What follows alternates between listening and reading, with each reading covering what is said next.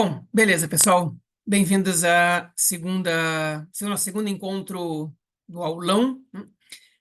Como eu comentei, enfim, como eu comentei com vocês há um tempo, eu queria comentar com vocês sobre a situação dos árabes israelenses, que é um tema que, primeiro, muita gente faz confusão entre os árabes israelenses e os palestinos, e eu acho que também é uma boa introdução. Até deu certo esse negócio que o Marquinhos ficou doente, porque ele vai falar sobre Jerusalém da próxima vez, e Jerusalém.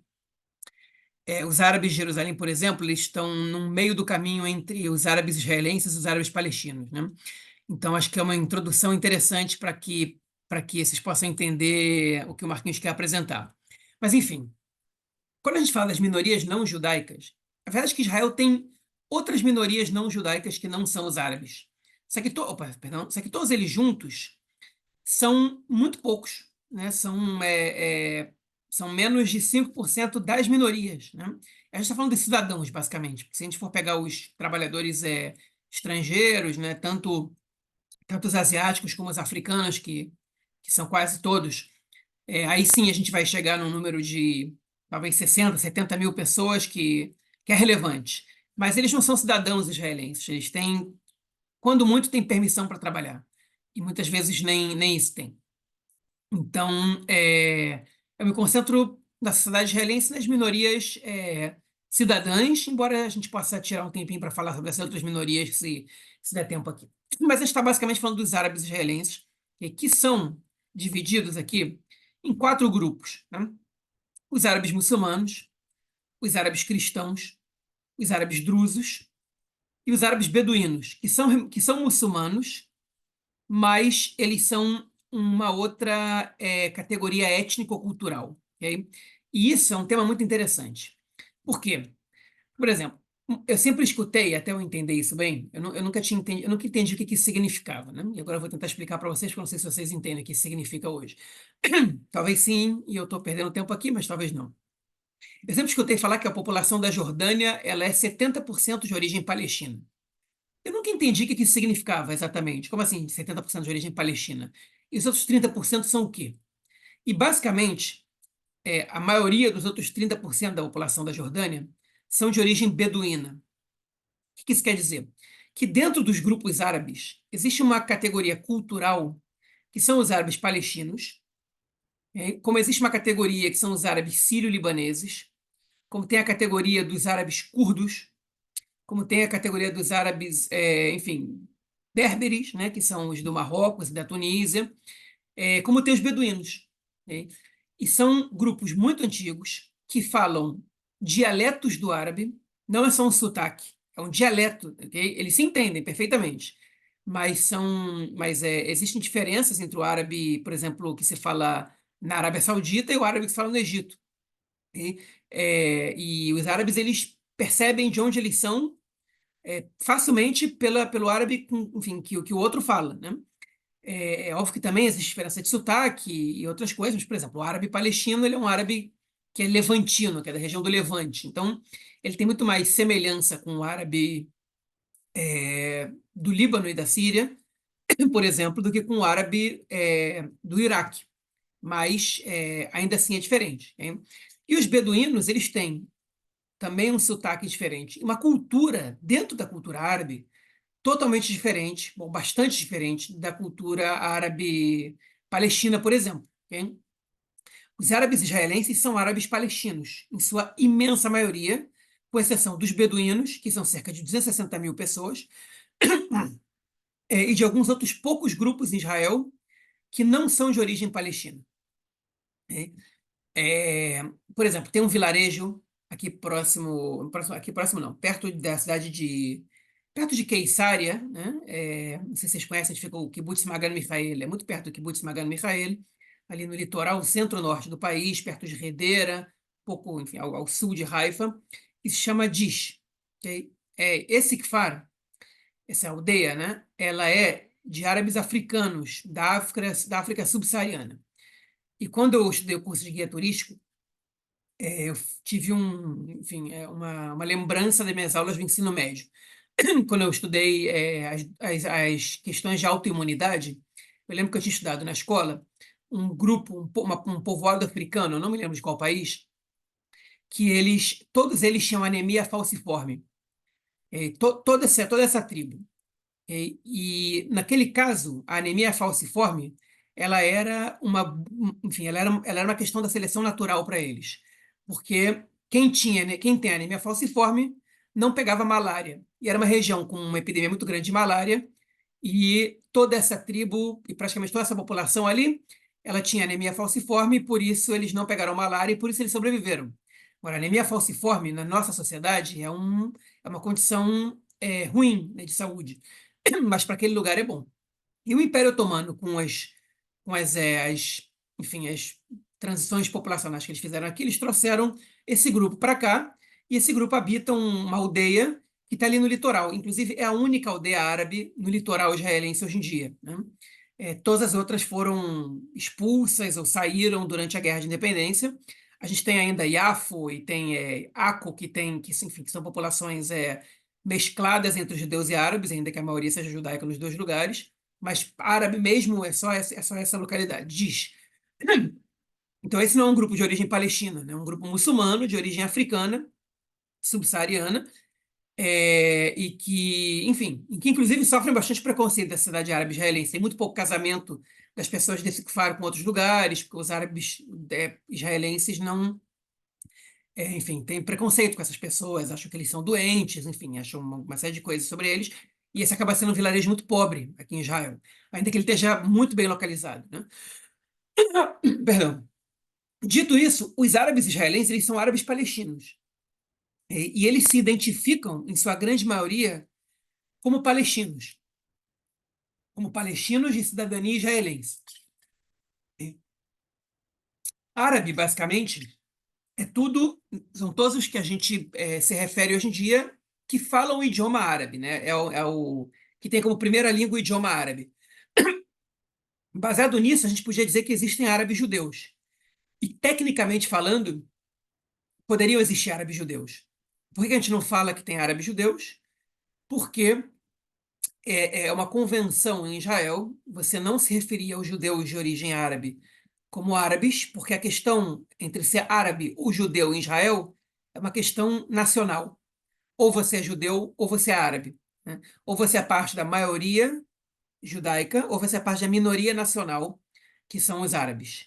Então, os judeus de origem árabe, judeus do Marrocos, enfim, do Iêmen, do Iraque, né?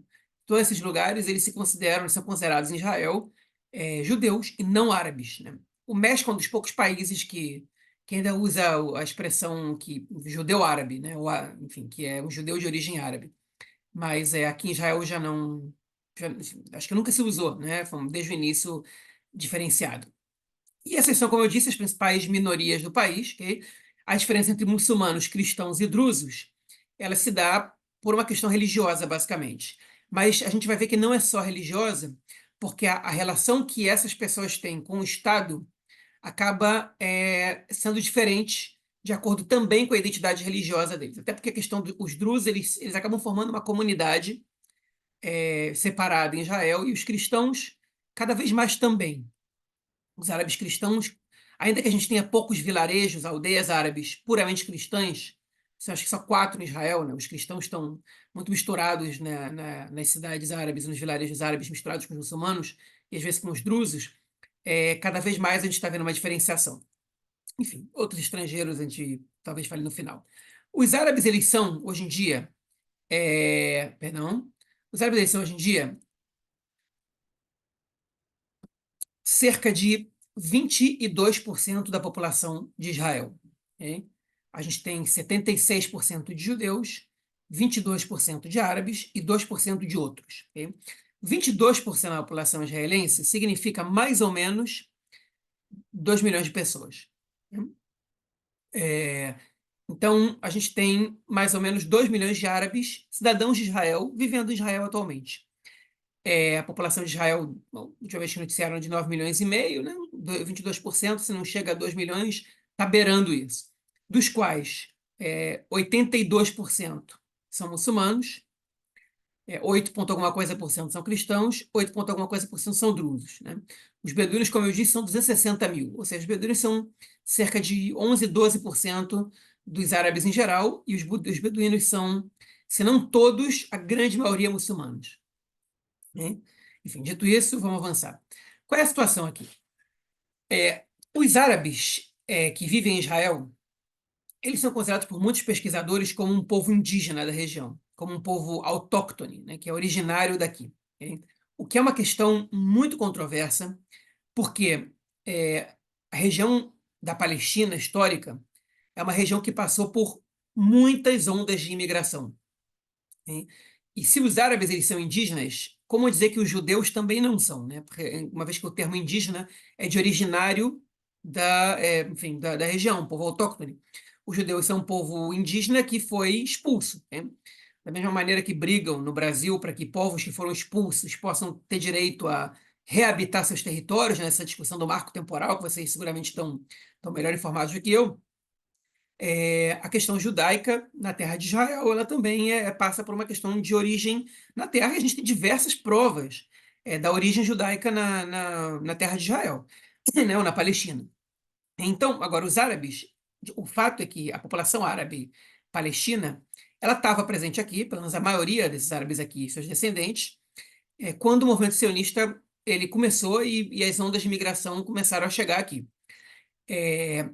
A gente não sabe desde quando estão os árabes do vilarejo de, sei lá, desde quando estão os árabes de Yafo, ou desde quando estão os árabes de Shuafat, em Jerusalém, ou desde quando estão os árabes enfim, do vilarejo beduíno no meio do Negev, ou de qualquer outro, ou de Sarnina, aqui perto da minha casa.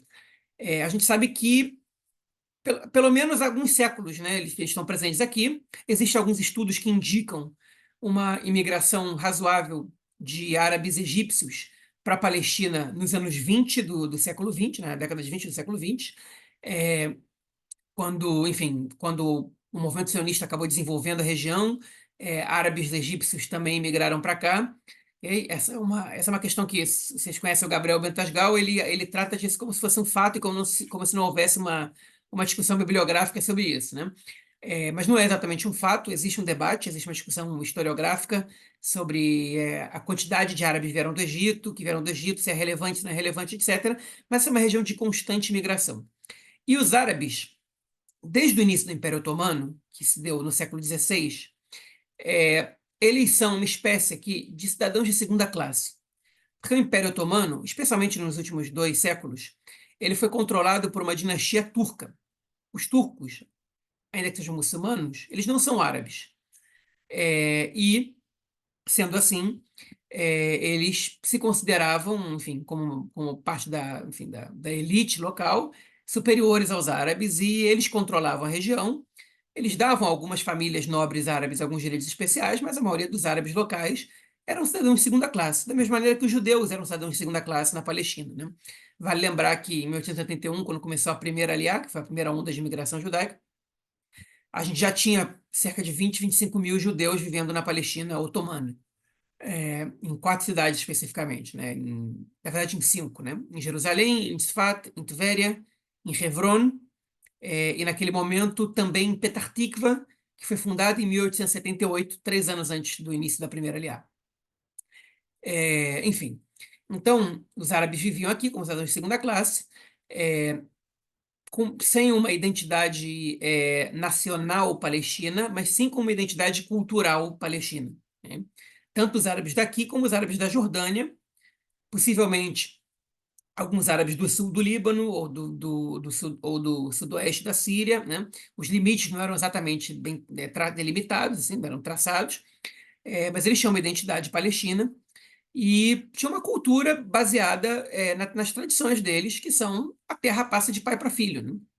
Então, quando o movimento sionista chegou com terras compradas pelo Barão de Rothschild, por exemplo, alegando que essas terras agora pertenciam a essas comunidades judaicas que iam se estabelecer ali, para os árabes locais aquilo foi muito estranho, porque eles não estavam, enfim, eles não foram centenas de anos vivendo sobre, enfim, sobre essa situação de que a terra é minha porque era do meu pai, que era do meu avô, e ele trabalhou aqui, e a terra pertence a quem trabalha nela, não a quem de repente chega aqui. Isso não gerou conflitos imediatamente, até porque os árabes viram vantagem na chegada dos judeus, porque era desenvolvimento de algumas regiões, era emprego, era dinheiro, né? E não houve conflito inicialmente, os conflitos vieram posteriormente, como a gente comentou naquele outro aulão que a gente teve depois enfim, do início do mandato britânico. Enfim, e os conflitos começaram naquele momento, e quando Israel declara sua independência, o Ben-Gurion estabelece um status que, se a gente hoje pode falar que não existe apartheid para os árabes israelenses, a gente não podia falar o mesmo do período que se deu entre 1949 e 1966. O Ben-Gurion submeteu a população árabe israelense, aquela mesma população que tem direito a voto, que paga impostos, enfim, que são tão cidadãos do país quanto eu, a um regime militar. Eles viviam com toque de recolher, às 6 da tarde todo mundo tinha que estar em casa. Eles precisavam de autorização policial para transitar entre dois municípios diferentes, inclusive os deputados. Para ir até a Knesset, eles precisavam de uma autorização policial, por exemplo, os que não viviam em Jerusalém. E eles estavam submetidos a uma série de regras específicas. Por exemplo, a polícia podia revistar essas pessoas a qualquer momento, né? E podia prender pessoas que descumprissem as regras estritas de serviço militar. Por que o Ben-Gurion fez isso? Porque ele considerava que aquela população era uma população hostil, a mesma população que tinha atacado os judeus da Palestina em 1947, na Guerra de Independência, e que ele não podia se dar o luxo de lidar com essa população como se fosse qualquer coisa, como se fosse uma população normal, que não oferecia risco ao Estado de Israel recém-criado, pobre, em estado de guerra com os seus vizinhos, porque por mais que tivesse havido um armistício depois da Guerra de 48, o Estado era um estado de guerra, e o Ben-Gurion estabeleceu essa situação do regime militar para a população árabe que durou 18 anos. Durou, perdão, 16 anos. 17, de 1949 a 1966. Só o Levi Eshkol, em 66, retirou a população árabe, a população árabe de viver, enfim, desse status de viver sob o regime militar. A gente teve episódios muito dramáticos e tristes, né? Por exemplo, um deles foi o massacre de Kfar Qassam, se não me engano, em 1955, quando soldados, enfim, que estavam vigiando a situação, viram uma família inteira descumprindo o toque de recolher, pensaram que se tratava de terroristas e assassinaram toda uma família árabe da região de Kfar Qassam, que é uma cidade árabe hoje, na época era uma aldeia que fica próxima mais ou menos entre Rosh Ain e Kfar Saba, né? Aí no centro do país. E até hoje Kfar Qassam é um lugar onde enfim, a aceitação ao Estado de Israel, a hostilidade a Israel, ela é acima da média, né? Perdão. É, enfim, então é uma situação que deixou uma herança negativa. Aos poucos, essa relação ela foi melhorando um pouco, né? Quem viu o filme, tem um filme israelense excelente que eu recomendo, chamado Aravim Rokdim, que é em português, eu acho que traduziram como. Em espanhol traduziram como Mis hijos, em português eu acho Porque os árabes dançam, uma coisa assim. Vou procurar o nome em português. Em inglês é Dancing Arabs, e é fácil de baixar. É um filme muito legal, uma história escrita pelo, roteiro escrito pelo escritor árabe israelense Sayed Kashua, que já não vive mais em Israel, e, enfim, que mostra bastante a realidade da população árabe israelense, uma família que os pais quiseram colocar o filho para estudar numa escola judaica, um filho árabe, e, enfim, ele mostra todos, nos anos 90, no início dos anos 90, na época da primeira intifada, pouco depois da primeira intifada, e mostra tudo o que aconteceu com ele nesse momento, tal, como ele foi para a faculdade depois, etc. É um filme muito legal para conhecer um pouco a sociedade árabe israelense. Outro filme legal para conhecer a sociedade árabe israelense é o filme Adjami, que é um filme que se passa no bairro de Adjami, em Yafo, que é um bairro árabe ainda, enfim, quase que exclusivamente árabe enfim, de Yafo, que é uma região, hoje em dia, de Tel Aviv, né? Que a cidade de Tel Aviv, por exemplo, se chama Tel Aviv Yafo. É um filme que eu recomendo também. Adjami, se eu não me engano, concorreu ao Oscar de melhor filme estrangeiro, lá para 2006, 2007. O Aravim Rokdim, não, mas eu acho melhor ainda do que Adjami. Enfim, então a gente viu no filme Aravim Rokdim, por exemplo, porque eu comentei sobre isso, porque eles mostram a família comemorando quando o Saddam Hussein dispara mísseis contra Israel na Guerra do Golfo. E eles eram alvos, né? Porque os mísseis foram disparados contra Tel Aviv, acertaram Ramat Gan, mas era uma família de Tira. Tira não está muito longe de Tel Aviv. Então, enfim, poderia acertar eles, esses mísseis, né? Enfim. Mas a situação foi se alterando com o tempo, não se alterou totalmente, à medida que a gente tem hoje uma população árabe que é bastante mais pobre que a população judaica, proporcionalmente, muito menos escolarizada e muito mais violenta. Ok? Mas que, com o tempo, a gente está vendo ela ter um desejo cada vez mais latente de ser parte da sociedade israelense, com exceção dos jovens que vão para a universidade. E a gente vai chegar lá. Até aqui alguma pergunta? Eu não posso ver a mensagem escrita porque eu estou aparecendo aqui, Não, mas pode entendi que não. ser. Beleza. Não, tranquilo. Números. Bom, 22, 23% da população israelense é árabe. Entre os árabes, 83% muçulmanos, 9% drusos, 8% cristãos. Aí eu arredondei os números. Beduínos de 60 mil. Okay? E essas são as maiores cidades árabes em Israel.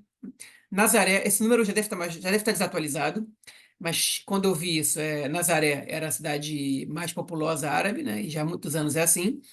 A segunda era Hat, que é uma cidade beduína que está no sul. Vocês conseguem olhar o mouse? Vocês conseguem ver o meu mouse rodando por aí?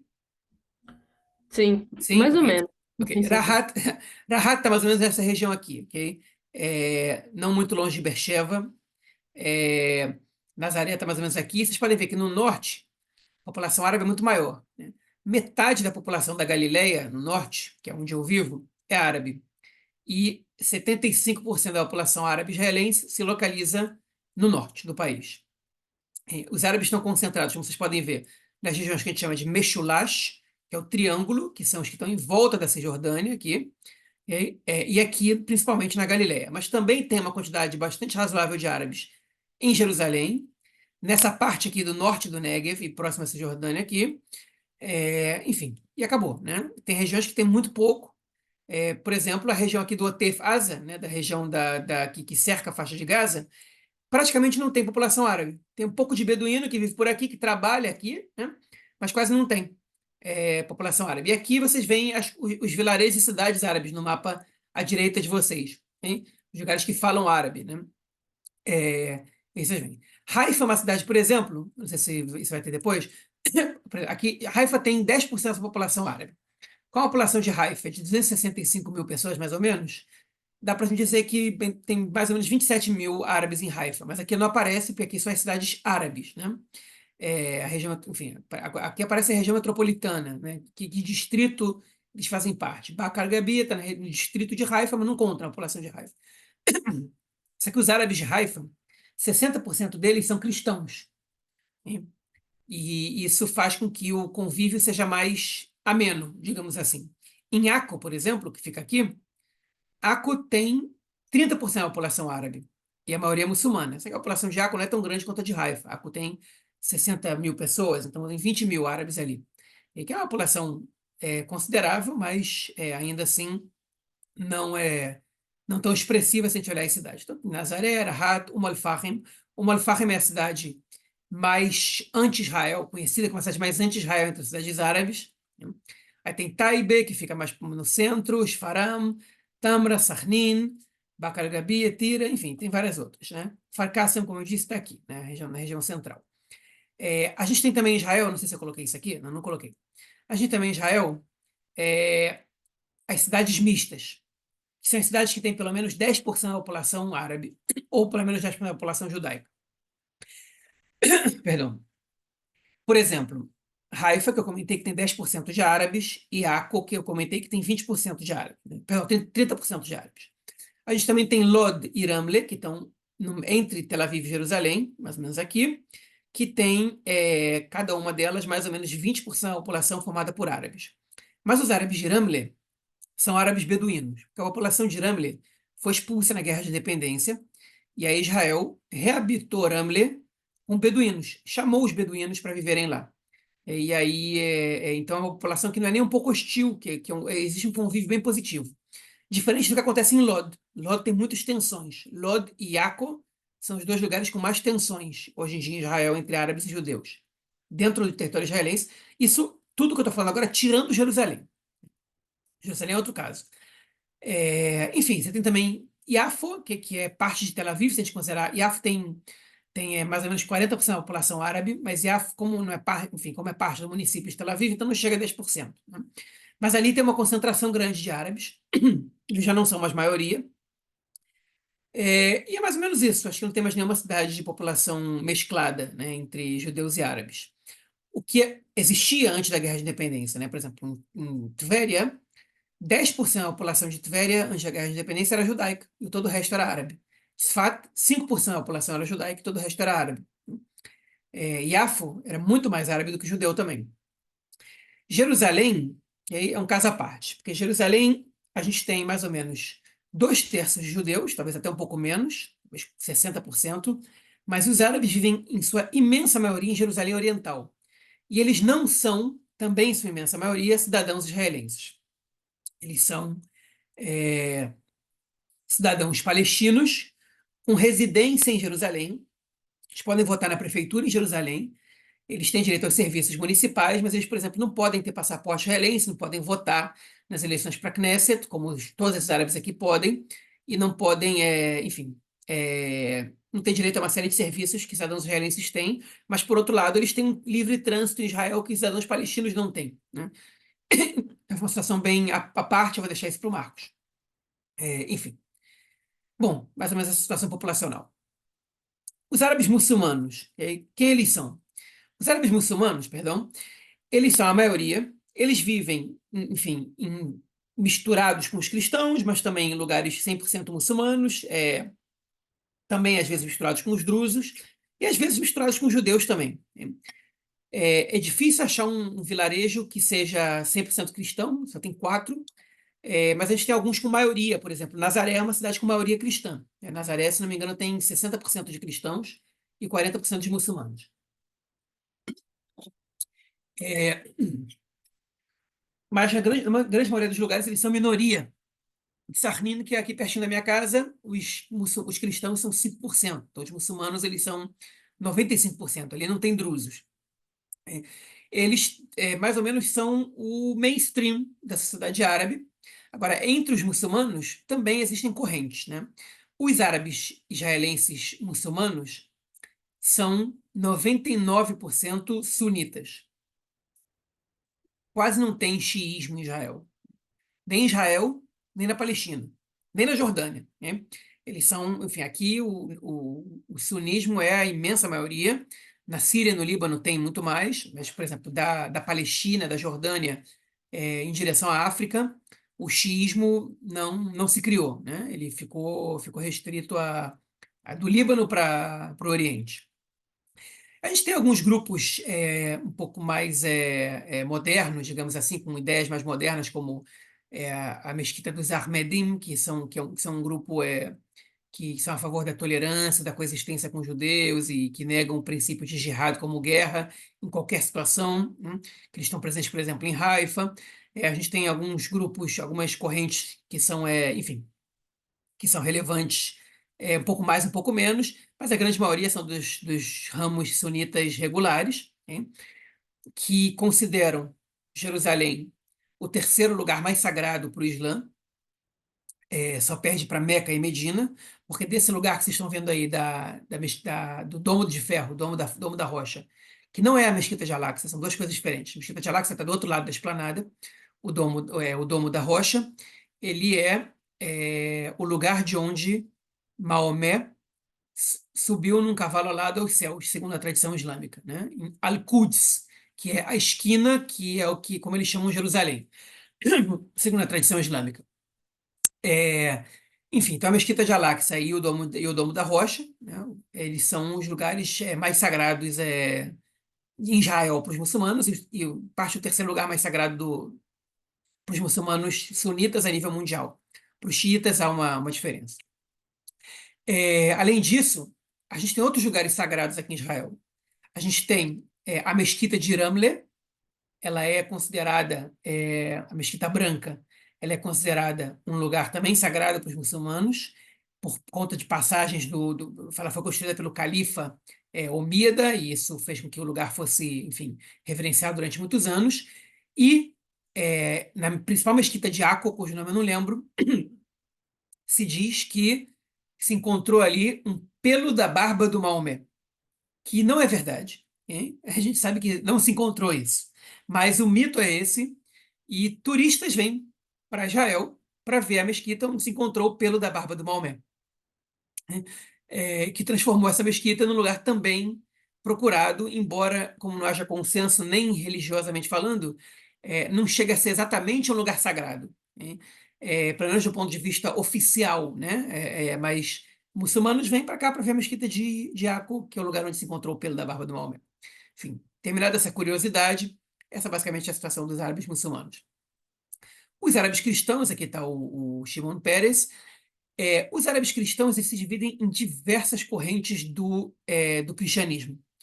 A maior corrente em Israel, e ela não chega a 30%, que aí é do ramo da ortodoxia grega, né?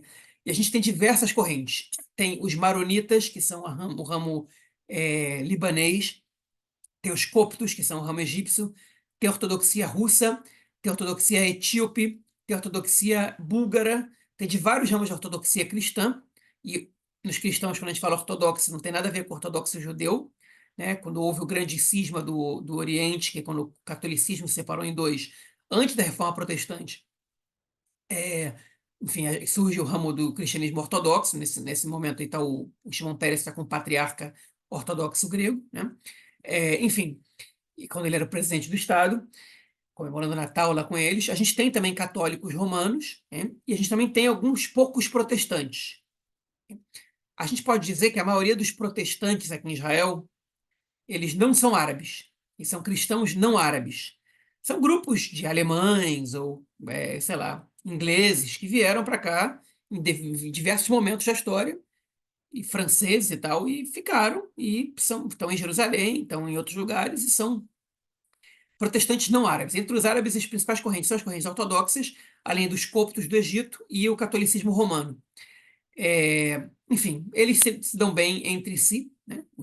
Cada uma dessas correntes. A Igreja do Santo Sepulcro em Jerusalém, ela tem espaço para quase todas as correntes que não são protestantes. Os protestantes não acreditam que Jesus passou por ali, eles acreditam em outro lugar, um lugar chamado Getsemane, que é um jardim onde Jesus teria sido enterrado e depois ressuscitado. Mas no Santo Sepulcro, se vocês forem, vocês vão ver que o lugar é separado em 1.000 capelas internas, cada uma pertencente a uma corrente do cristianismo.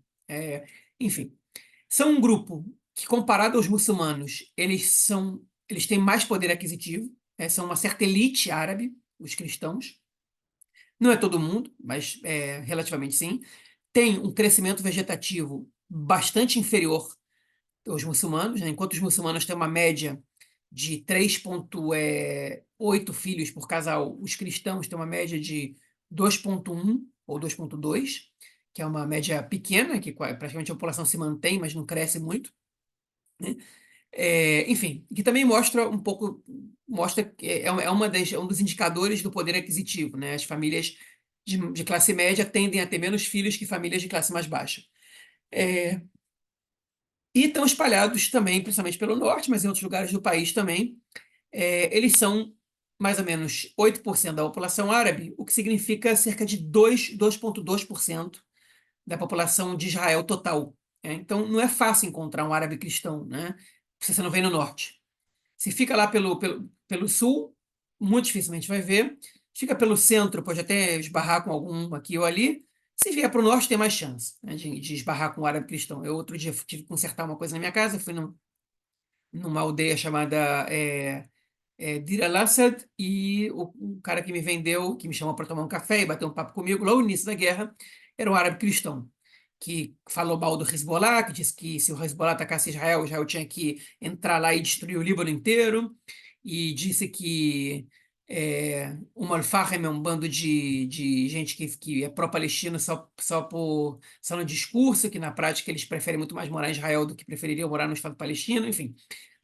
Deu para notar aí bastante a diferença de visão, apesar de um exemplo, por meio de um exemplo só, enfim, dois, na verdade, eram dois caras que estavam conversando comigo no final das contas, né, o cara e o sogro dele, enfim, da diferença dos cristãos para os muçulmanos. Ainda assim, os árabes cristãos Eles também têm seus problemas em Israel e também têm suas diferenças com o Estado. Ok? Aqui eu peguei um pedaço de uma pesquisa do Instituto Israelense de Democracia. Relação em Israel entre os árabes cristãos e muçulmanos. Ok? É, quem considera a relação boa entre cristãos e entre muçulmanos? Para os cristãos, para 67% dos cristãos, a relação com os muçulmanos é boa, muito boa. Para os muçulmanos, para 84% dos muçulmanos, ela é boa, muito boa. Para 28% dos cristãos, é mais ou menos.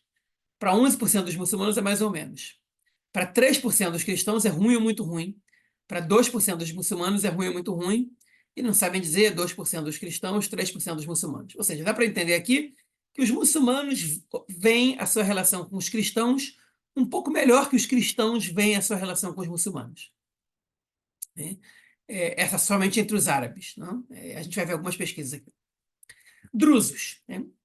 Os drusos são um grupo também relativamente pequeno, são 9% da população, também com crescimento vegetativo não grandes coisas, eles têm 2,4 filhos por casal, né? E eles têm muitas diferenças, tanto religiosas quanto em relação ao Estado de Israel, para os cristãos e para os muçulmanos. E os homens drusos servem o exército. Os drusos, eles, nos inícios dos anos 50, eles reconheceram o Estado de Israel e imediatamente se associaram ao Estado como cidadãos leais, é, e foram recebidos pelo Estado dessa maneira. Né? Então, a realidade é que os drusos eles são muito mais inseridos, ainda que eles prefiram viver em comunidades, a sociedade, até porque eles têm uma mentalidade que também é relevante para os drusos sírios, para os drusos libaneses e para os drusos iraquianos, por exemplo, ou turcos, que são os principais lugares onde tem drusos no mundo, que é a lealdade ao país que os recebe e que lhes dá os direitos básicos. Né? Então, no momento que eles reconheceram o Estado de Israel, que Israel deu para eles os direitos básicos, eles servem o exército, cooperam com o Estado e sentem parte do Estado. É muito difícil ver um druso que não sabe falar hebraico. Os drusos homens, como servem o exército, se alguém chegar com hebraico capenga, acaba aprendendo. E os drusos têm um índice de combatentes e de oficiais superior a qualquer outro grupo, inclusive os grupos judaicos, no exército. As mulheres drusas, por questões religiosas, não servem ao exército e elas vão diretamente estudar. Entre os muçulmanos, a grande maioria, a imensa maioria, não serve ao exército. Tem alguns vilarejos de algumas correntes do Islã que a prática de servir ao exército em Israel é mais comum, porque eles podem se voluntarizar, e os cristãos têm um pouco mais de incidência, enfim, ao exército de Israel do que os muçulmanos. Principalmente entre homens. É muito difícil ver uma mulher árabe no exército. Os drusos, assim como os beduínos, né, quando eu falo dos muçulmanos, tem que botar os beduínos como um grupo à parte, mas os drusos servem o exército. Enfim, os drusos são uma religião, né, que essas cores, essas 5 cores da bandeira drusa, elas significam os 5 profetas nos quais eles acreditam, né, que são Abraão, José, Moisés, Maomé e Jesus. Perdão, não, eu acho que são esses. E aí tem o fundador da religião drusa, que também é um outro profeta para eles, né? São esses 5 e o profeta principal deles. Eles têm uma religião que é mais ou menos secreta, né? Que você não sabe exatamente tudo, só os principais líderes conhecem a religião como tem que ser. Enfim, e esse bigode deles, né? Que todo mundo pergunta por que esse bigode? Porque as calças largas que eles usam é por modéstia, né? Por simplicidade. O bigode por exemplo, para esconder o sorriso, né? Porque para nenhuma mulher achar que um druso está dando em cima dela. Então, o bigode é para esconder o sorriso. É, Enfim, basicamente, existem mitos que se construíram por isso, né? Principalmente da calça larga, mas essa é a grande questão. Ele se veste de maneira simples, pela humildade que deve ser a vida. Um druso, ele pode se tornar religioso, essas pessoas que se chamam são religiosas. Tem drusos que são seculares. Ele pode se tornar religioso, como dizem em hebraico, Lahzor Betshuvah, em qualquer momento da vida, menos se ele tiver matado alguém. Um druso que matou alguém não pode virar religioso. e os religiosos não têm, os que não são religiosos não têm entrada no paraíso. E para quem que isso é um problema? Para os drusos que servem como combatentes no exército, porque eventualmente eles podem matar alguém, e se eles matam alguém, eles não podem se virar religiosos, né? E você pode dar, mas eles podem mentir. Eles podem mentir, mas Deus está vendo, né? Então, enfim, para quem quer virar religioso, eu acho que a premissa é acreditar em Deus e que Deus está vendo eles. Então eles tinham essa questão. Já as mulheres drusas, elas trabalham, elas estudam, e elas entram na universidade muito, muito antes dos homens. Mas como a cultura ainda é muito patriarcal, cabe ao homem construir a casa. E essa é uma das razões pelas quais tantos drusos são oficiais no exército. Porque eles preferem fazer carreira militar para poder arrecadar dinheiro, para poder construir a casa. Enquanto eles estão nessa situação, as mulheres drusas já terminaram a faculdade, às vezes já fizeram mestrado, já estão em empregos, é, enfim, de nível alto, às vezes na alta tecnologia, no high-tech, e isso tem causado nos últimos anos uma disparidade entre as mulheres e homens drusos e conflitos internos da sociedade drusa, porque as mulheres estão se vendo, dentro da relação familiar, como quem tem capacidade de trazer muito mais dinheiro para casa que os homens, até pelo grau de estudo que elas têm, etc. E isso tem sido bastante comentado internamente entre eles, e tem sido alguns temas. A maioria dos drusos vota em partidos sionistas judaicos, né, de maioria judaica. Tem drusos em quase todos os partidos judaicos. Tem druso no Israel Beitenu, tem druso no campo republicano do Benny Gantz, tem druso no Likud, tem druso no Meretz, tem druso em vários partidos, né? Estou dizendo drusos como candidatos, na lista, relevantes, que foram eleitos há pouco tempo. Nos últimos anos, os drusos se dispuseram um pouco à direita, ainda que muitos drusos votem na direita, mas se dispuseram um pouco à direita por causa da lei nacional, do Roca Leão, que definia que o Estado era um Estado judeu por definição e não estabelecia o termo igualdade. E os drusos se irritaram muito com essa definição, e muitos deles começaram a se aproximar mais da centro-esquerda depois disso, né? Enfim, basicamente, que mais? Eles mantêm uma relação positiva com os árabes muçulmanos e com os árabes cristãos e também com os judeus, né? E, enfim, basicamente essa é a situação. Vivem de maneira muito isolada, e a gente tem um caso especial, da mesma maneira que o Marquinhos vai falar para vocês semana que vem dos árabes de Jerusalém Oriental, a gente tem os drusos do Golã. O Golã é um território que Israel anexou, a comunidade internacional não reconhece essa anexação, e a única população que não deixou o Golã quando Israel anexou, porque os árabes muçulmanos, e cristãos sírios saíram das suas casas, os únicos que não deixaram o lugar foram os drusos que viviam nos vilarejos ali, porque os drusos eles têm um apego muito grande à sua terra e à sua comunidade.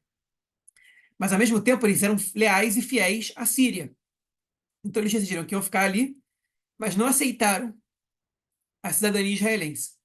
Então, eles receberam o status de residentes ali, e aos poucos eles têm começado a pedir um pouco, a cidadania israelense, e a estabelecer uma relação mais, amistosa com os judeus, né? Atualmente, alguns dos vilarejos drusos do Golano já são, centros, pontos de turismo para israelenses que vão para lá, coisa que era impensável há 30 anos. Principalmente a cidade de Majid al-Shams, ali no Golan, que é uma cidade muito bonita, que neva e que tem um centrinho muito legal, e cada vez mais judeus vão comer nos restaurantes lá, fazer compras e parar por ali quando fazem passeios para o Golan. Enfim, até aqui tudo bem? Vou considerar que sim, sim. E E os beduínos, e aí vocês podem ver uma aldeia beduína que é formada metade por casas, né, por construções de edifícios, né, e metade por tendas precárias de nômades, né. Isso aqui eu vi com meus próprios olhos na cidade de Rahat, são as cidades mais sujas do país. Eu acho que as cidades árabes, em geral, a estrutura urbana delas é muito mais precária do que as cidades judaicas. A cidade judaica mais pobre tem uma estrutura melhor do que a cidade árabe mais rica, né? Enfim, as ruas são estreitas, às vezes não tem calçada, passam carros em mão dupla que você nem entende como dois carros conseguem passar, muitas vezes tem muitas ladeiras, e nas cidades beduínas, que são um grupo mais pobre entre os árabes, isso não é incomum, mesmo nos lugares onde a construção ela é de cimento, né? Não é basicamente de tendas, desse jeito. Fala, Camila. Não, só uma pergunta, João. Essa questão das cidades palestinas versus cidades israelenses é, é por uma questão política só, tipo divisão de recurso, planejamento, ou é também pelo desenvolvimento que se deu da própria cidade? Aos dois, né? Não palestinas, tá? Estamos falando de cidades árabes israelenses. Árabes israelenses, desculpa, desculpa. Mas, enfim, é pelos dois. Israel não investe na cidade árabe, né? E eles também muitas vezes constroem um segundo andar sem pedir permissão para o Ministério da Construção Civil. Israel faz vista grossa. E o que acontece é que, de repente, a cidade dobra a população sem nenhuma melhoria na infraestrutura, porque, enfim, existe um desencontro entre os dois lados, né? Que está Sim. mudando, mas não muda na velocidade que deveria. Então, você tem, por exemplo, você vai para Sarnin e a rua principal de Sarnin é bonitinha, tem muito comércio e, enfim, tem uma estrutura legal, mas você entra nas ruas paralelas e você já vê que a cidade enfim, é muito mais precária do que Carmiel, que é uma cidade judaica de nível social baixo, por exemplo, que está perto de Sarnin. É, Enfim, algumas coisas estão melhorando, mas ainda falta muito para ficar no nível aceitável. E se a gente fala das cidades beduínas, é pior ainda a situação. Jerusalém Oriental também, é uma situação, enfim, enfim, é de muita pobreza comparado à parte judaica. Entendi. Ok? Obrigada. Aqui a gente vê, né, algumas tendas, e a gente tem, os beduínos eles têm a situação das cidades reconhecidas, né, e das aldeias reconhecidas, que é que o Estado reconhece e fornece para eles os direitos básicos. Abrir uma creche, se tem um número de crianças razoáveis para abrir uma creche, tem eletricidade, tem água, tem esgoto, tem vias de acesso, se tiver quantidade de pessoas suficiente, pode ter polícia, um posto de saúde, etc, etc, etc.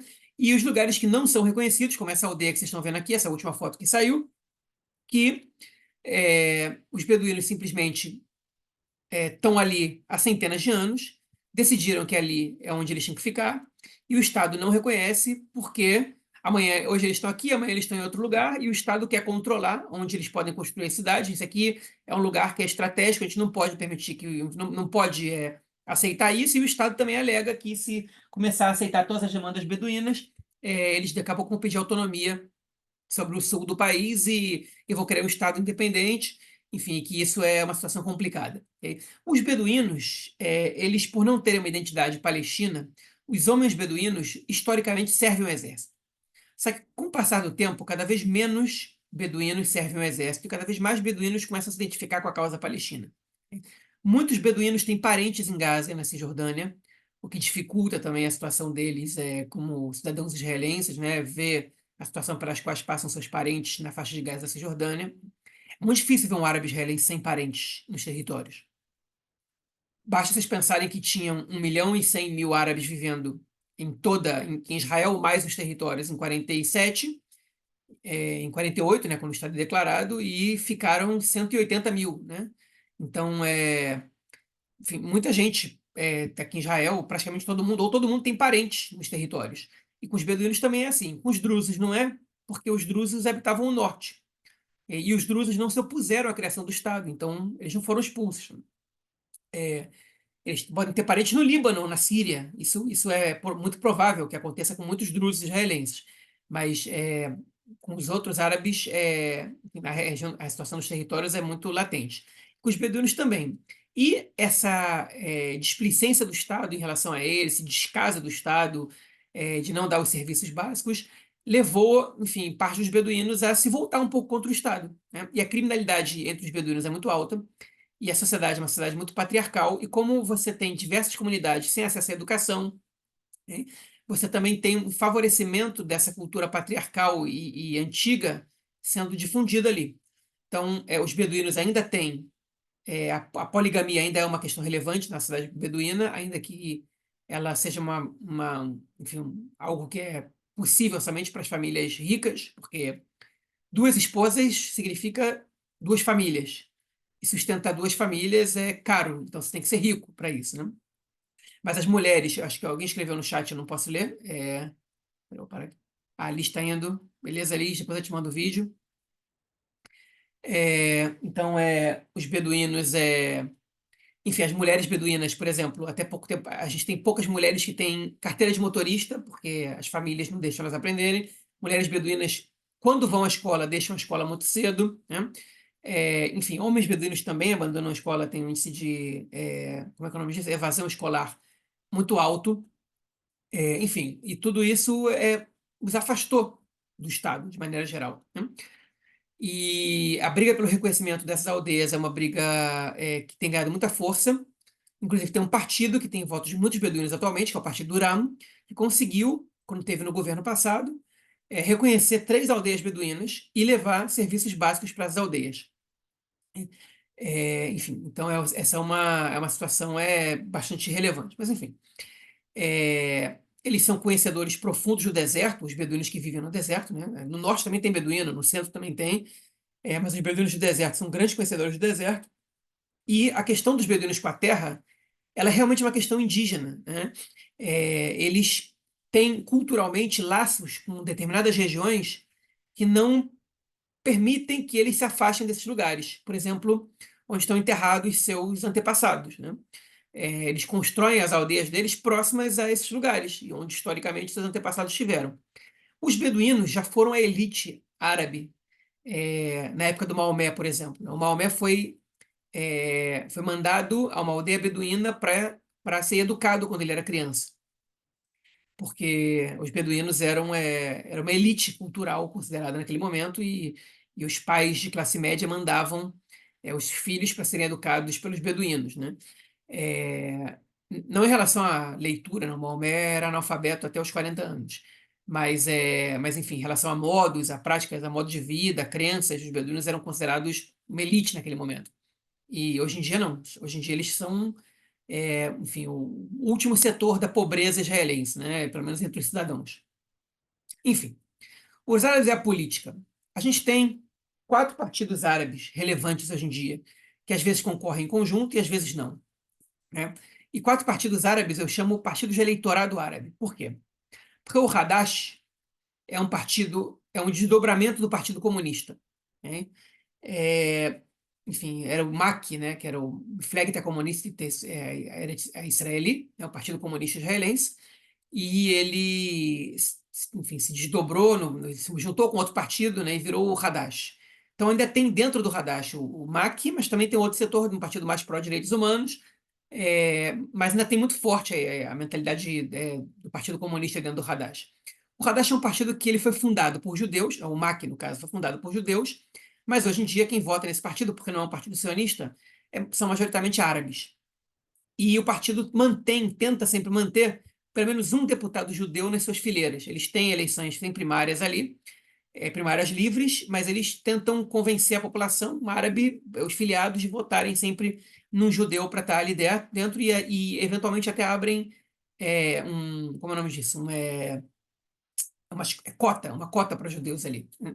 Enfim. A gente tem também o partido TAL, que é a Lixa Democrática Árabe, que é o partido do Ahmed Tibi, um partido liberal, né, árabe, que tem uma forte identidade com os palestinos, né, e que deseja um Estado de Israel laico para todos os seus cidadãos, né, basicamente. Então, não é exatamente um partido de esquerda, do ponto de vista econômico, mas como eles defendem uma minoria, acabam sendo associados à esquerda. E, obviamente, que não são sionistas. A gente tem o partido Ram, que é um partido muçulmano, é o único partido desses grandes partidos árabes religioso. O Ram é um desdobramento da Irmandade Muçulmana, do mesmo jeito que o Hamas é um desdobramento da Irmandade Muçulmana. Mas não por acaso o Ram foi o único partido desses que fez parte de uma coalizão até hoje, né? Porque o Ram é o setor moderado. O Ram é o setor sul enfim, da Irmandade Muçulmana. O setor norte foi posto na ilegalidade por cooperação com grupos terroristas. Ok? E aí eles romperam o setor sul com o setor norte, e o RAM ele é um partido legal, e o setor norte virou um partido ilegal, o seu líder foi preso, enfim. E eles estão na ilegalidade atualmente. O RAM, todos eles dizem que quererem 2 estados, né? É, mas todos eles também são a favor da volta dos refugiados palestinos às suas casas. Mas o Uram escolheu por uma posição pragmática nos últimos anos.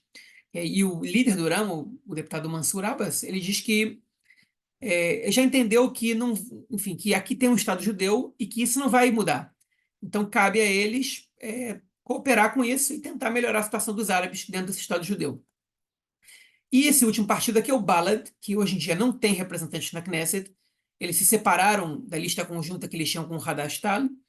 Eles não ficaram tão longe assim da cláusula de barreira na última eleição. E nas pesquisas atuais, eles não estão ultrapassando a cláusula de barreira, mas eles estão cada vez mais próximos dela.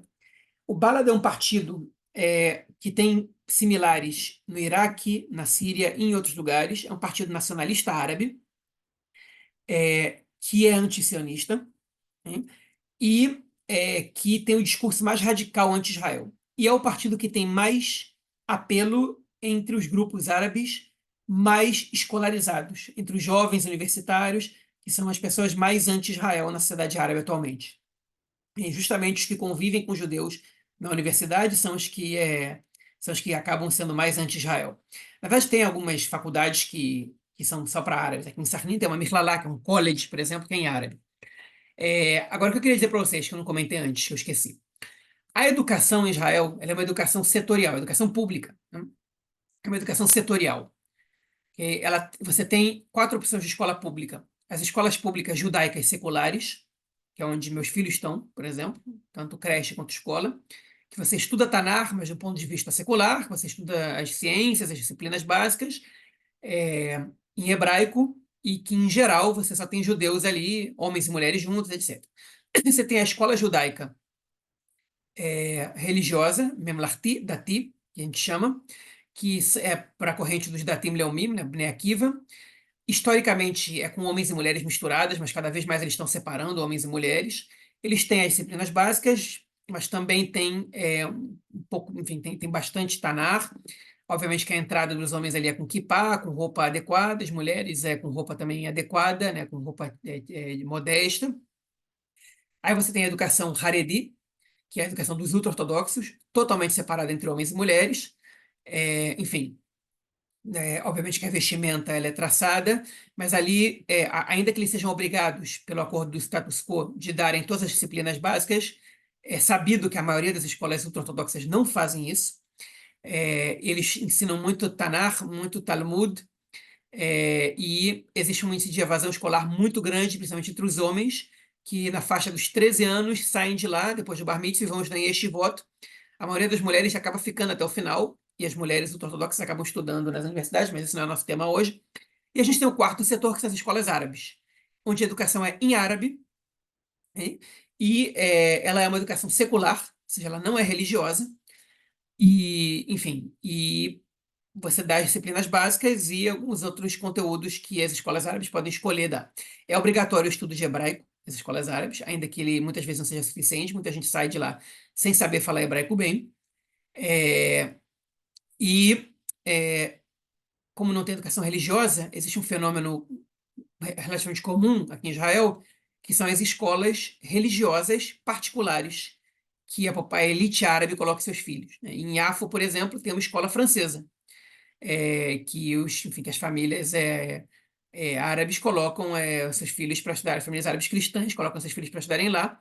Tem um caso, um deputado do Likud chamado Boaz Bismuth, que é de família marroquina, e o pai dele falava francês, que o pai colocou ele para estudar nessa escola com árabes cristãos que falavam francês, né? E ele saiu de lá um cara que odeia os árabes, mas não sei se tem a ver com essa experiência na escola. Não sei exatamente se odeia os árabes, mas ele assume posições bastante complicadas. Mas, enfim.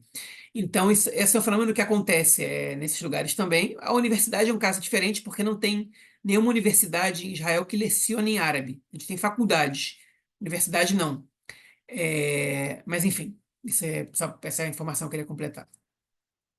Agora vamos ver umas pesquisas. Ok? Os árabes admitem votar em judeus. O contrário não se aplica. Ok? Você cogitaria votar num partido árabe caso ele represente suas posições? Essa pergunta é feita para os judeus. 88% disseram não. 8% disseram. Peraí que eu não estou vendo aqui a cor. 8% disseram, ali em cima, disseram não sei, e 4% disseram sim. Quando perguntaram para os árabes, você gostaria de votar no Partido Judaico caso ele apresente suas posições? 47% disseram sim, 19% disseram não sei, e 34% disseram não. Ou seja, os árabes estariam dispostos a votar em partidos judaicos. Os árabes estariam felizes de participar do governo. A pergunta é: até hoje, nenhum partido árabe, isso já não é mais uma realidade, essa pesquisa é de 2020, foi convidado a participar do governo. Você acha que a entrada de um partido árabe é aceitável? Aí está para os judeus. Os judeus são azul, os árabes são vermelho e o amarelo é a média. Para 10% dos judeus é totalmente aceitável, quanto para 44% dos árabes. A média dá 16%. É uma opção para 43% dos árabes, para 25% dos judeus, ou seja, 28% da média. Ou seja, 44% acha que é aceitável ou opção. Enquanto que 25% dos judeus não querem, contra 9% dos árabes, 22% do total, e inaceitável para 40% dos judeus e para 4% dos árabes, ou 34% do total. Ou seja, 56% são contra e 44% da população são a favor. Agora, se a gente pega o recorte árabe, 13% são contra e 87% são a favor. Enquanto o recorte judaico é 35% a favor e 65% contra. O que mostra que a intolerância está muito mais do lado judaico, nesse caso, do que do lado árabe. Ou seja, os árabes querem ser parte da sociedade. Os deputados árabes representam bem o setor árabe? Essa foi uma pergunta feita à população árabe. E para a população árabe e para a população judaica. Em 2017, 56% dos judeus achavam que sim. Em 2019, 54% dos judeus achavam que sim. Em 2017, 41% dos árabes achavam que sim. Em 2019, 58% dos árabes achavam que sim. O que aconteceu nesse meio do caminho? Aconteceu que a gente teve uma eleição em 2019, que a lista unificada, que foi o conjunto dos partidos árabes, se uniu e começaram a falar pela primeira vez a possibilidade de fazer parte da coalizão. E aí 58% dos árabes começaram a achar que os partidos realmente estavam comprometidos e representavam os seus interesses, porque eles querem ser parte da coalizão. Eles querem ganhar também, eles querem participar desse jogo. Eles não querem só ficar na oposição. Identidade, ok? Como se consideram os árabes? Em 2017, 39% dos árabes tinham como sua principal identidade a identidade árabe. Em 2019, 38%, caiu um ponto. Okay? A identidade religiosa, se consideram muçulmanos, cristãos ou drusos. Sua principal identidade em 2017 era religiosa para 34%. Em 2019 foi para 36%, ou seja, cresceu. A identidade palestina em 2017 era 14%, em 2019 era 13%. E a identidade israelense era 10% em 2017, passou a 9,5% em 2019. Agora vamos ver esses números melhores explicados. Para os drusos, a identidade árabe é a principal para 23% dos drusos. A identidade drusa é a principal para 56% dos drusos. A identidade israelense é a principal para 11% dos drusos. A identidade palestina para 7% e outra para 3%. Ou seja, os drusos já para ver uma grande diferença, como eles se veem como drusos, mais qualquer outra coisa. Para os cristãos, a identidade árabe é mais forte, 42%. Mas para 24% a identidade cristã, para 24% a identidade israelense, que também é relevante. Para 7% a identidade palestina, igual a dos drusos, e para 3% outra. Para os muçulmanos, a árabe é a principal para 40% e a muçulmana é a principal para 35%. A israelense é só para 6%. É muito pouco, né? Os muçulmanos não têm a identidade israelense como a sua principal identidade. Mas a Palestina é 2,5 vezes maior. Para 15% essa principal identidade é palestina e para 4% é outra. E dá para ver, então, bastante bem a diferença da identidade deles, né?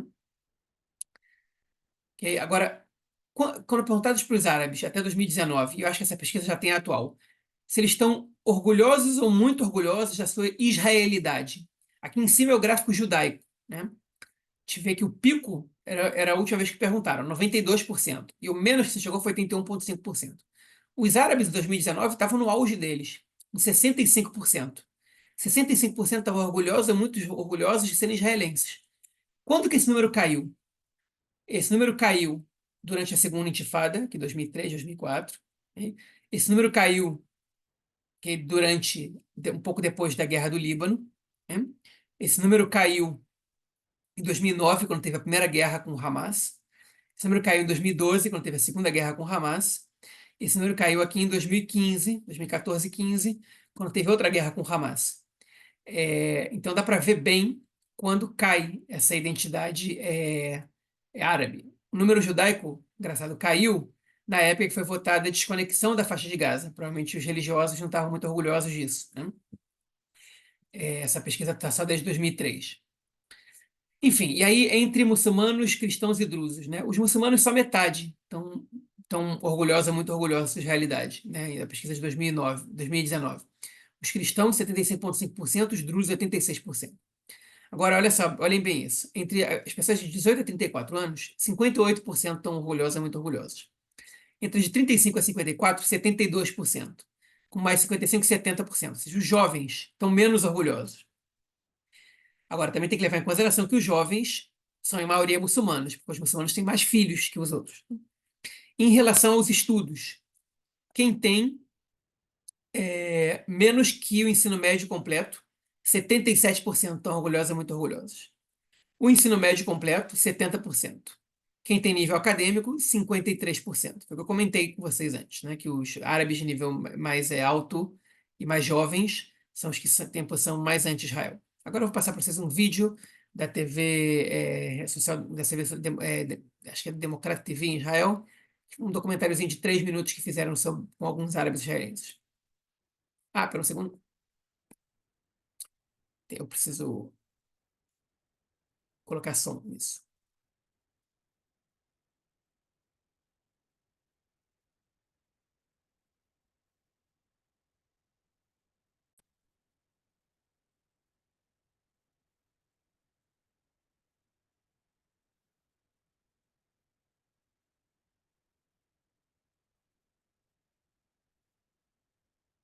Deixa eu ver na tela cheia? O vídeo não tá Não, o a vídeo não capa tá do indo. PowerPoint. Pera. Ah, aqui. Não, mas o vídeo eu vou botar agora.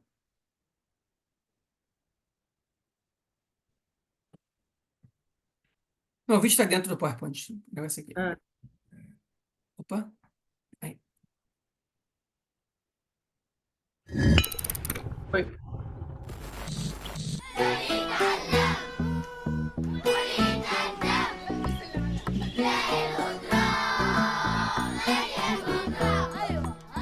אז מה אתה? מוסלמי, נוצרי, בדואי, דרוזי?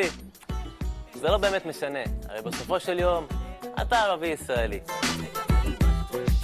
בשנים האחרונות אנו עדים למגמת עלייה של ייצוג ערבים במדיה ובתרבות הישראלית. ואני מאוד אוהב שאתם מחבקים את האומנות שלי, אבל אני אעריך את זה, גם תחבקו את הפלסטיניות שלנו, זה הנרטיב שלנו. מבחינת רוב הציבור הישראלי, אותם אייקונים נחשבים ערבים ישראלים.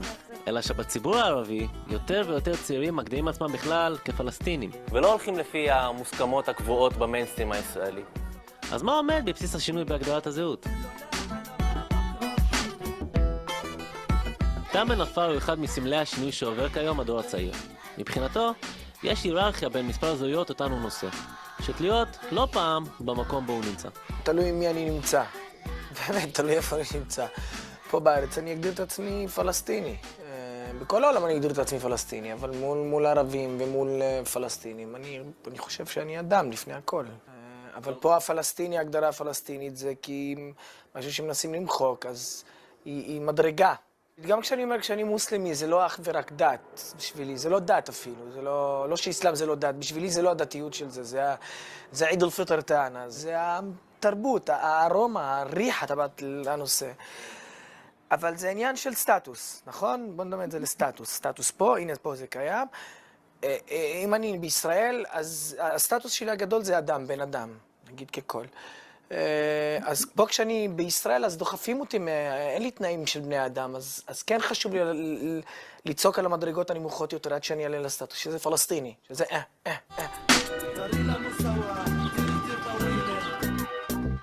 אותן מדרגות שתאמר מדבר עליהן, הן למעשה שלבים בפיתוח הזהות הקולקטיבית שהממסד שואף לטפח בקרב הערבים בישראל. מערבי פלסטיני מצופה שתתקדם לערבי ישראלי, שעושה שירות לאומי ואולי אפילו משרת בצבא. ממש כרטיס כניסה לחברה הישראלית. ביר אל-מכסור הוא כפר בדואי בצפון שתושביו מגדירים עצמם ערבים ישראלים, וחלקם אף משרת בצבא. במקום כזה, אין ספק שהעיסוק בזהות הוא לא משהו שמטריד את התושבים. מחמוד חג'ירת, תושב הכפר, עבר תהליך של פלסטיניזציה, או התפכחות כלשונו, מאשליית הזהות הערבית-ישראלית. בימים אלו, מחמוד מקיים מפגשים עם צעירים וצעירות מהכפר, כדי שעברו תהליך דומה לזה שהוא עבר. ليش ما حدا بيحكي عن موضوع الهوية بالقرية هاي؟ أول شيء التوعية مين موجود الشيء ده. قد ايه فكرة انه لازم نكون احنا مع الدولة، حتى لو انه تكون هويتنا محددة، فهذا الموجود يعني ماشيين على الموجود بدون ما نغير، بدون ما نفكر على أجدادنا اللي قبل، هذا الاشي الموجود. אלה שנכנסים לצבא, אני לא מצליח להבין. לא שלא מצליח להבין. אני חושב שגם שבכל חברה ובכל קבוצה יש קבוצה חלשה. קורבן שמקרבן את עצמו מתישהו. ואני חושב שהתפקיד שלי זה להסביר לו למה חשובה הזהות. انت كنت تعرف حالك اسرائيلي؟ كنت أعرف حال إسرائيلي. الجو اللي حواليك الموضوع مو مطروح، ما تفكر بو يعني، هذا الموضوع ما تتفكر بو شيء ليه. فاللي خلاني أبلش هو انتقالي من البلد اللي أنا عايش بيها وأتعلم بيها لمدرسة مار الياسع بلي. מבחינתו של מחמוד, העניין פשוט. כל מה שהוא הזדקק לו היה פקיחת עיניים. במקרה שלו, זה היה מעבר לבית ספר ביישוב אחר. שם הוא זכה לקבל חינוך שונה שגרם לו לגבש את זהותו כפלסטיני. מחמוד זוכר במדויק את האירוע המכונן שגרם לו לחשוב אחרת. الأستاذ العربي قال لي إنه بدك تقدم قصيدة بالمسابقة، فبلشت أدور على قصيدة. لقيت قصيدة التأشيرة للشاعر هشام الجاخ، قصيدة ثورية اللي فيها الوضع العرب والتشتت والتفرقة والعنصرية وكل الشغلات هاي. فكانت نقطة بداية لبحث بالقصائد وبالشعر بالذات. طب ايش بيمنع من التوعية والتربية للهوية توصل البلد؟ الاشي متعلق بالقيادات، قيادة البلد، رئيس المجلس واللي حواليه.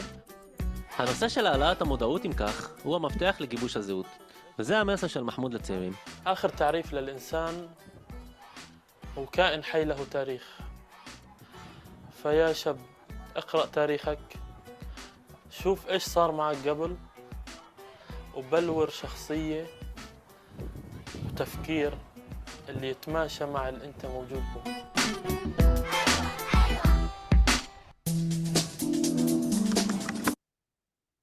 Enfim, então, o que a gente pode ver aí? A gente pode ver um grupo de palestinos jovens brigando por uma resistência, né, de serem vistos como palestinos, porque a narrativa deles tem que sobreviver na cidade israelense, né? Agora, em relação à autodefinição, como se definem os árabes cidadãos de Israel, né? Essa é uma outra pesquisa feita por outro lugar, por outra instituição, por Serra Comit. Também em 2019. Em 2014, 32% se definiam como árabe israelense. Em 2019, 46% se definiam como árabe israelense. Em 2014, 24% só como árabes. Em 2019, só 22%. Em 2014, 18% como palestinos israelenses. Em 2019, 19%. Agora, só como palestino, caiu muito, de 26% para 14%. Okay? Isso mostra que, outra vez, a maioria quer se integrar de alguma maneira, cada vez se vê mais como israelense, né? Okay, o palestino israelense, o árabe israelense, enfim, ganhou vantagem frente a puramente palestino ou puramente árabe. Né? Relação com Israel. Israel é um bom lugar para se viver. Olhem como isso vai mudando, né? Outra vez, 2012 e 2014 a gente teve guerra. A gente vê aqui como os números baixaram. Em 2019 a gente chegou no maior número, que foi 85%. Os árabes, enfim, não acham Israel um lugar ruim para se viver. Essa é a pesquisa do Instituto Israelense de Democracia também. Crença nas instituições. Essa é interessante. Os judeus, isso também é de 2019. 87% dos judeus confiam no exército, 67% confiam no presidente, 47% na Suprema Corte, 45% na polícia, 30% na Knesset, 35% confiavam no governo e 16% nos partidos. Olha a diferença para os árabes. 38% confiam no Tzahal, 28% no presidente, 53% na Suprema Corte. É o único que os árabes têm mais confiança que os judeus. Olhem só. Okay? Mesmo assim, não é um número tão acentuado, mas é porque a Suprema Corte é praticamente o único bastião que dá para os árabes israelenses, de alguma maneira, garante para eles alguns direitos. Né? 33% na polícia, 21% na Knesset, 23% no governo e 14% nos partidos, é um número similar ao de judeus. Né? Ou seja, o Tzahal não é confiável para eles, o presidente não é confiável, só a Suprema Corte é razoavelmente confiável. Que mais? Creem que os árabes cidadãos de Israel querem mesclar-se na sociedade israelense e ser parte dela. Os 57% dos judeus acham que sim, e 43% acham que não. 83% dos árabes dizem que sim, nós queremos ser. E 17% dizem que não. Ou seja, os judeus não têm confiança que os árabes querem ser parte da sociedade, tanto quanto os árabes dizem querer, pelo menos. E qual é a tensão mais forte na sociedade israelense? Isso é interessante. Para 38% dos judeus, é a relação entre judeus e árabes. Para 29%, é entre direita e esquerda. Para 18%, é entre religiosos e laicos. Para 8%, é entre ricos e pobres. E para 2%, é entre Ashkenazim e Mizrahim. Para os árabes, 48% é entre judeus e árabes. 17% entre direita e esquerda. 14% entre religiosos e laicos. 13% entre ricos e pobres, bem que é maior que a judaica.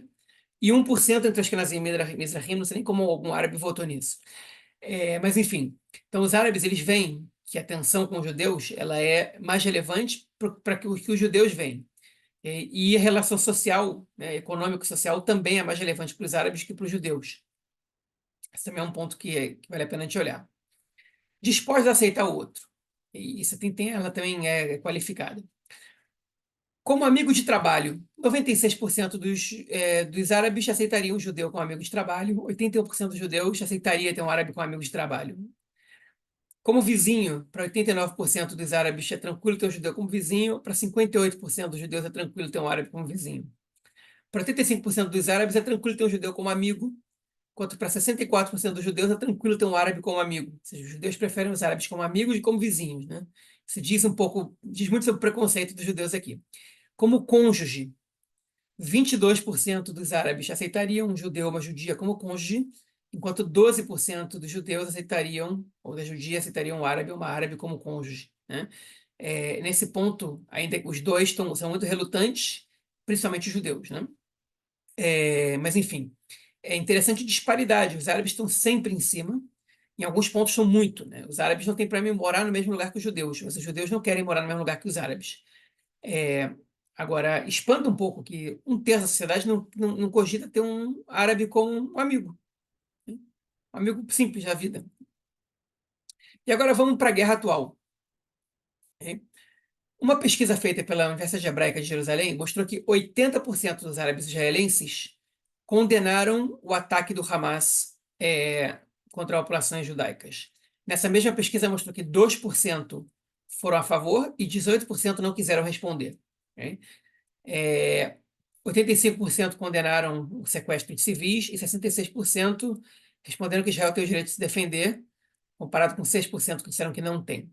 E isso mostra uma diferença muito grande para os árabes palestinos, onde 75% não condenaram, apoiaram o ataque do Hamas, né? Ou seja, os árabes israelenses se viram como parte atacada, e de fato foram, né? A gente tem árabes sequestrados e tem árabes mortos também no 7 de outubro. E que mais? O que você pensa sobre as palavras de Mansur Abbas, que condenou o 7 de outubro e disse que isso não faz parte dos valores do Islã e que, enfim, disse várias outras coisas, né? Os drusos, 69,5% apoiaram, 26% não. Esse nível aqui é não sei, né? Mais ou menos 4,5%.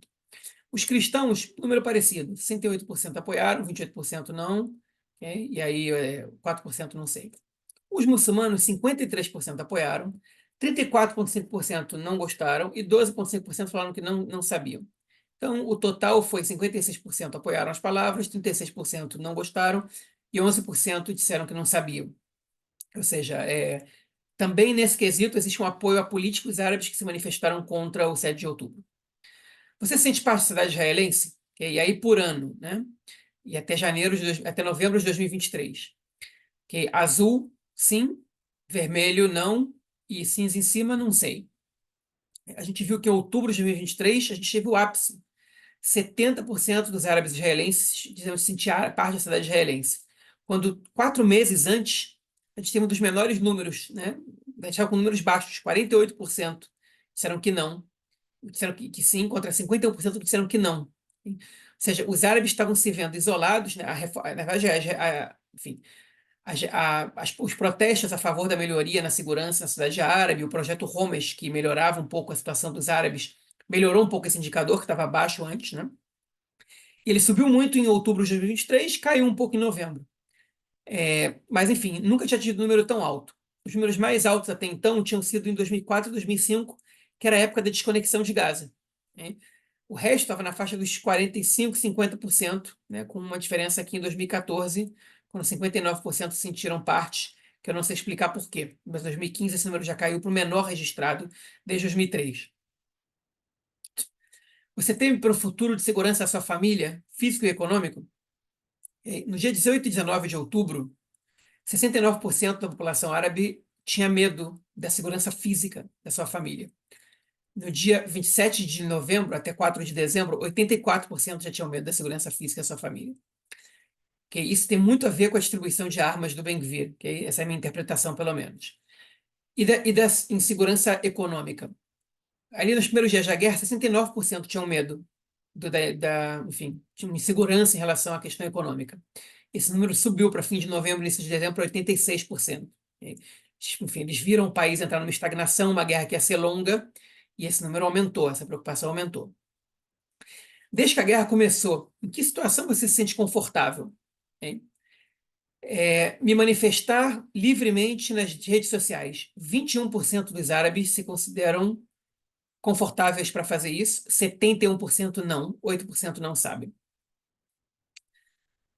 Estabelecer contato com pessoas próximas ou conhecidos em Gaza e na Cisjordânia. 23,5% se sentem confortáveis, contra 76,5% que se sentem desconfortáveis de fazer isso. Ir trabalhar ou fazer outras tarefas em localidades judaicas ou mistas. 44% se sentem confortáveis e 54% se sentem desconfortáveis. Eu vou dizer para vocês que esse número não deve ser tão diferente assim entre os judeus. E falar árabe próximo a judeus, como no transporte público ou do lado de pessoas desconhecidas. 51% se sentem confortáveis, 46% desconfortáveis, outros 3% não sabem. Isso aqui é uma questão muito relevante, porque a gente tem 46% da população árabe israelense que se sente desconfortável em falar no seu idioma próximo a judeus no país. Como a guerra coloca essas pessoas que não tem absolutamente nada a ver com ela, né? Enfim, é interessante para a gente debater. Desde a guerra começou, como ficou essa situação com os judeus e sua convivência? Para 5,5%, as relações melhoraram. Para 15,5%, as relações foram afetadas negativamente. Para 1%, não sabem, e 78% disseram que não houve grande diferença. Okay? Enfim, bom que a maioria não viu grande diferença, bom que alguns viram que melhorou, mas ainda tem um número razoável de pessoas que viu que piorou. Quem é o principal responsável pelos danos a inocentes na faixa de Gaza? Para 16%, o Hamas. Para 14,5%, o Estado de Israel e o Tzahal. Para 58%, o Hamas, o Estado de Israel e o Tzahal. E para 11,5%, não sei. Ou seja, aqui a gente está vendo uma diferença de visão bem grande dos árabes para os judeus. Se essa pergunta é feita na cidade judaica, eu tenho certeza que a resposta vai ser, em grandíssimo número, altíssimo número, responsabilizando o Hamas. Aqui, até tem uma responsabilidade do Hamas, mas aqui eles não isentam o Tzahal e o Estado pelos danos a inocentes em Gaza. Enfim, essa foi a última pergunta, eu acho. Depois a gente tinha a definição por muçulmanos, por drusos, por cristãos, mas eu não tive tempo de trazer, porque era um gráfico muito mais difícil de trazer. Enfim, comentários, perguntas? Não, eu acho que é bem preocupante esses números tão drásticos, né, de mudança, a insatisfação, a insegurança que a galera sente em viver o seu dia a dia também. Tipo, é isso, assim, a gente fala de estar sofrendo fora de Israel, mas essa galera está sofrendo dentro de Israel por algo que talvez eles nem queriam que tivesse acontecendo. Então é uma pena. Acho que a minha grande preocupação é qual vai ser a evolução disso na próxima década, nos próximos grandes períodos. Isso pode ter algum tipo de fricção, continuar ou piorar a fricção. Pode, mas por outro lado, é interessante ver que não existem manifestações violentas por parte dos árabes israelenses e eles estão se identificando com os judeus, né? Isso também é um ponto positivo e relevante, eu acho. Mas sim, é verdade, eles estão sofrendo, eles estão, enfim, se sentindo inseguros no país deles, né? Que não era para estar acontecendo. E mesmo assim, então, com uma reação relativamente positiva, né? Então, É, curioso, exatamente. Pois é, né? tem muito a aprender ainda com isso, mas enfim, enfim, tem pontos positivos e negativos, a gente tem que esperar o tempo para ver o que vai acontecer. Eu acho que muito também vai depender dos próximos passos de saída de Gaza ou não, ou quem vai assumir aquela região, acho que também pode ter uma repercussão relevante. Certamente. Quer comentar alguma Mas coisa, Marcinha? Hum. Pera, você falou uma coisa agora, Camila? não, eu ia falar que fora isso é super claro, eu ia só te agradecer. Ah, beleza. Nenhum comentário, Marcinha falou. Acho que ela escreveu alguma coisa, não? Acho que ela tá sem. Ah, Não, nenhum ela mandou comentário. nenhum Ah, comentário. é porque ela É não porque tá ela. podendo falar. Sim. Beleza, meninas. Acho que a gente terminou antes do Marcinho, antes do Marquinhos poder entrar. Ok, vou aqui interromper a gravação.